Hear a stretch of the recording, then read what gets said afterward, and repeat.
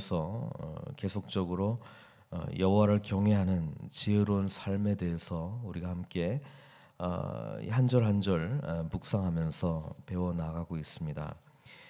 오늘 우리에게 주어진 본문 안에서는 특별히 여러 번 나왔던 것 같은데 오늘도 특별히 많이 나오는 구절들은 언어와 관련된 우리 신앙생활의 언어 생활과 관련된 이야기를 해주고 있습니다.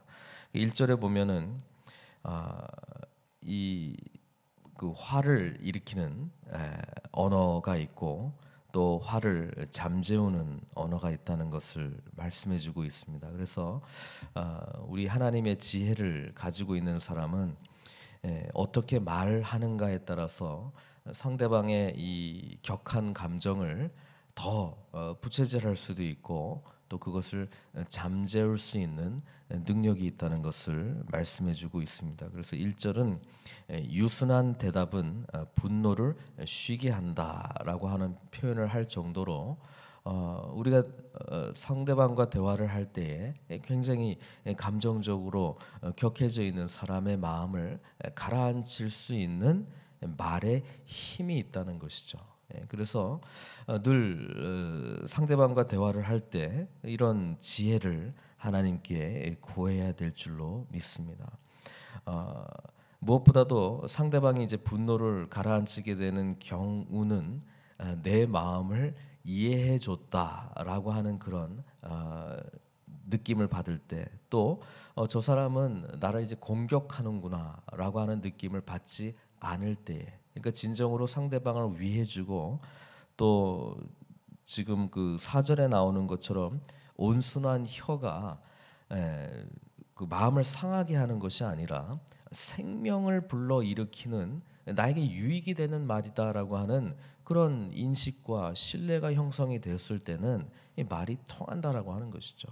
그래서 말을 할 때 늘 주의해야 될 게 뭐냐면 아무리 옳은 말이라도 상대방이 그것을 그 공격적으로 받는다라고 하는 인식이 있을 때는 아무리 옳아도 그 사람에게는 옳은 말로 들리지 않고 뭡니까? 공격적인 언어로 들어가는 것입니다. 그래서 나는 내 개인적으로는 정말 상대방에게 유익을 주기 위해서 던진 바른 말이라 할지라도 그것이 상대방에게 잘 전달될 수 있도록 지혜와 또 하나님의 인도하심을 우리가 구해야 된다는 이야기입니다. 또 한편으로는 우리 10년 가운데 내가 이런 말을 내뱉은 이유를 잘 생각해 봐야 된다는 것이죠. 나의 의를 드러내기 위함인가? 저 사람을 깎아내리기 위함인가? 아니면 지금 이 논쟁에서 내가 이기기 위해서 하는 것인가? 뭐 그 마음의 그 진정한 그 모티베이션을 찾아야 된다라고 하는 것입니다. 그러나 지혜 있는 자는 온순한 혀를 통해서 생명을 불러일으킨다는 거예요. 근본적으로 말을 하는 이유는 뭐냐면 저 사람을 살리기 위해서 한다는 거예요. 저 사람을 일으키기 위해서 같이 하나님 앞에서 우리가 바로 서기 위해서 한다라고 하는 것입니다. 그래서 이 근본적인 말이 상대방에게 전해질 때 진정으로 그 사람을 일으켜 세울 수 있다는 것입니다.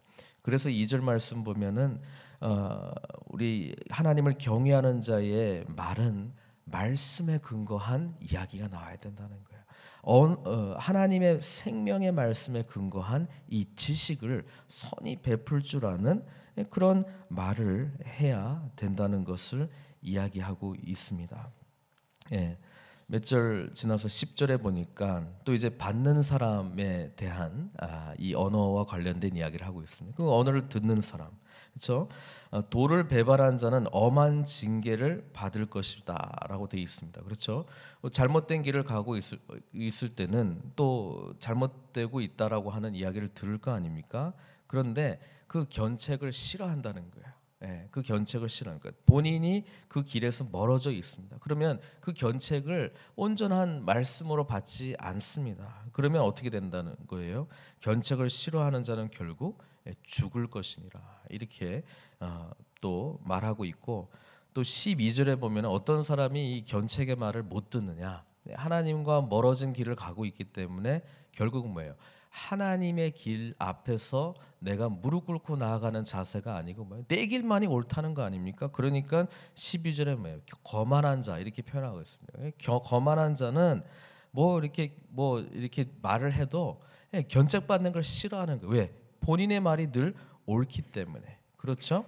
그렇지만 생각해 봐야 될 것이 그것이 과연 우리 하나님께서 기뻐하시는 길이었는가? 그 길에서 점점 멀어지기 시작하면 이 거만한 마음 또 자기 자신의 말만 의지하는 이 마음은 더 강해질 것이라고 하는 것이고 그래서 더 받지 못하는 것입니다. 그래서 늘 대화를 할 때 하나님 앞에 지혜를 구해야 됩니다. 그렇죠? 그러니까 지혜 있는 자에게로 가지도 아니한다. 성경은 그렇게 말씀해주고 있습니다.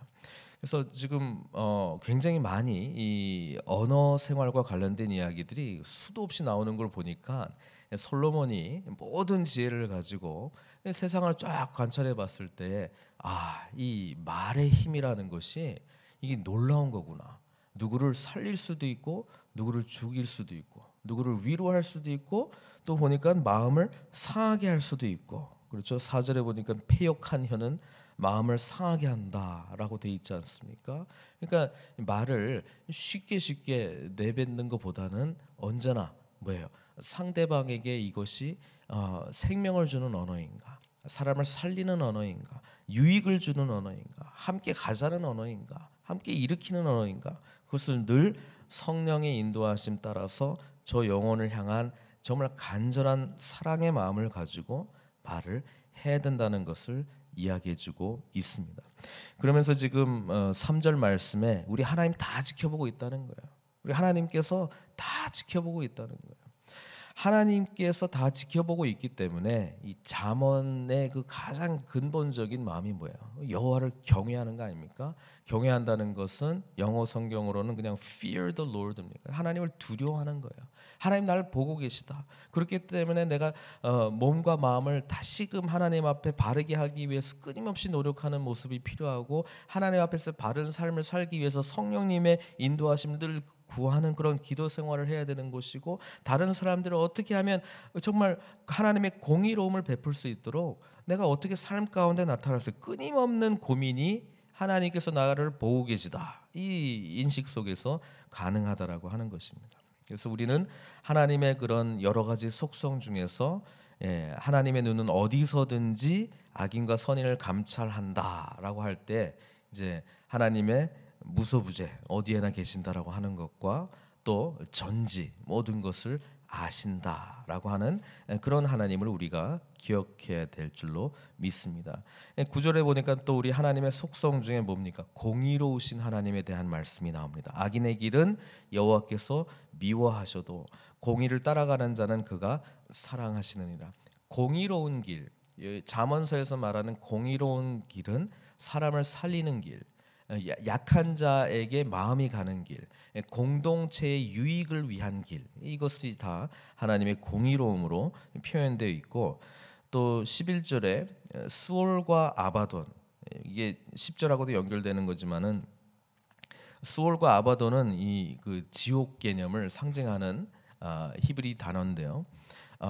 그것도 여호와 앞에 드러나거든. 그러니까 여호와께서 그 스올과 아바돈에 일어나는 일들도 다 아는데 하물며 사람의 마음이리요 이렇게 표현하고 있습니다. 하나님께서 다 알고 다 지켜보고 있기 때문에 지혜가 뭐냐? 그 하나님께서 늘 나를 지켜보고 계신다. 그 하나님께서 나의 마음을 감찰하고 계신다라고 하는 인식 속에서 우리가 살아갈 때에 거기에 뭐예요? 지혜가 시작된다는 것을 말씀해주고 있습니다. 마지막으로 이제 13절, 15절의 말씀 보려고 하는데요. 마음의 즐거움은 얼굴을 빛나게 하여도 마음의 근심은 심령을 상하게 하느니라. 네, 우리의 이 감정적인 상태와 우리의 육체적인 것과의 연결을 이야기해주고 있습니다. 우리 하나님께서는 이 상한 심령, 마음에 근심하는 심령을 뭐예요? 기쁘게 받으시죠. 왜? 바로 그런 분들을 위해서 우리 주님께서 오셨기 때문에. 그리고 그들의 마음을 즐겁게 마음의 기쁨으로 바꾸어 주시려고 하시는 것이 우리 주님께서 오시는 것입니다. 그러나 또 하나는 우리 주님께서 오신 것은 우리가 허탄한 것을 향해서 기뻐하고 있는 삶에 대해서 뭐예요? 통회 자복하기 위해서, 통회 자복하도록 우리에게 회개의 그 심령을 또한 기뻐하시는 것, 성경에서 또한 기록되어 있기 때문에 마음의 즐거움은 여호와로 인하여 즐거워하는 그 즐거움일 때 우리에게 뭐예요? 진정한 이 영적, 육적 이 건강이 주어진다는 것을 말씀해주고 있고, 또 15절에 보니까 고난 받는 자는 그날이 다 험악하니 이렇게 되어 있습니다. 마음이 즐거운 자는 항상 잔치하느니라. 재미있는 것은 주변의 상황으로 말미암아 주어지는 기쁨이라기보다는 마음의 상태에 따라서 이게 험악한 날이 될 수도 있고 잔치하는 날이 될 수도 있다라고 하는 표현입니다. 그래서 언제나 뭐예요? 마음이 중요한 것이죠. 그래서 무릇 지킬 만한 것보다 더욱더 마음을 지키라라고 하는 건데, 이 마음은 하나님을 향한 마음이 되어야 될 줄로 믿습니다. 그래서 이 마음을 단련하기 위해서 제일 좋은 훈련이 날마다 하나님 앞에 묵상하고 말씀으로 나의 마음과 생각을 지키고 또 기도를 통해서 주님과 깊이 교제하는 것입니다. 이것이 우리를 지켜준다는 것이죠. 마음속에 하나님을 향한 그런 기쁨과 감사가 넘쳐나기 시작할 때에 아무리 주변의 상황들이 어렵고 힘들어 보일지라도 하나님께서는 그것을 능히 바꿔 나가실 줄로 믿습니다. 우린 그것을 믿고 이 새벽 시간부터 하나님의 은혜를 구하는 것 아니겠습니까? 언제나 우리와 함께 하시고 언제나 모든 것을 아시고 언제나 우리의 삶을 축복해 주시기를 원하시는 그 하나님을 알기 때문에 우리는 이 자리에 나와서 주님의 은혜를 구하는 것입니다. 오늘도 기도하실 때, 오늘도 하루를 사실 때 하나님께서 우리에게 우리의 말과 우리의 삶과 우리의 모든 것을 지켜주시고 감찰해 주시고 또 우리 주변의 사람들과 우리가 관계를 맺을 때에 언제나 우리의 언어 생활들을 통해서 그 한 사람 한 사람을 살리시고 그 한 사람 한 사람을 향한 하나님의 그 긍휼히 여기시는 마음을 전하고 또 하나님의 공의로움, 정말 불의를 보는 그곳에 정말 하나님의 공의가 이루어지지 않는 것을 향해서 애통해하면서 함께 세워나가는 그런 길로 우리가 나아가시기를 바랍니다. 무엇보다도 마음에 하나님으로 말미암아 여호와로 인하여 즐거워하는 그 축복을 함께 누리시는 저와 여러분들이 되시기를 바라고요. 우리 주님께서 우리들에게 가장 선한 길로 인도해 주신다라고 하는 확신 속에서 어떠한 상황 가운데 정말 이 마음의 즐거움이 넘쳐나는, 그래서 여기 잠언의 표현처럼 마음이 즐거운 자는 항상 잔치하느니라. 우리 주님께서 데살로니가 전서에서도 어제 본문에는 항상 선을 쫓으라라고 하는 표현이 나왔는데 오늘 말씀에 빗대어 사용한다면 항상 기뻐하라 아니겠습니까? 그 기쁨으로 늘 승리하시는 저 여러분들 되시기를 주님의 이름으로 축원드립니다.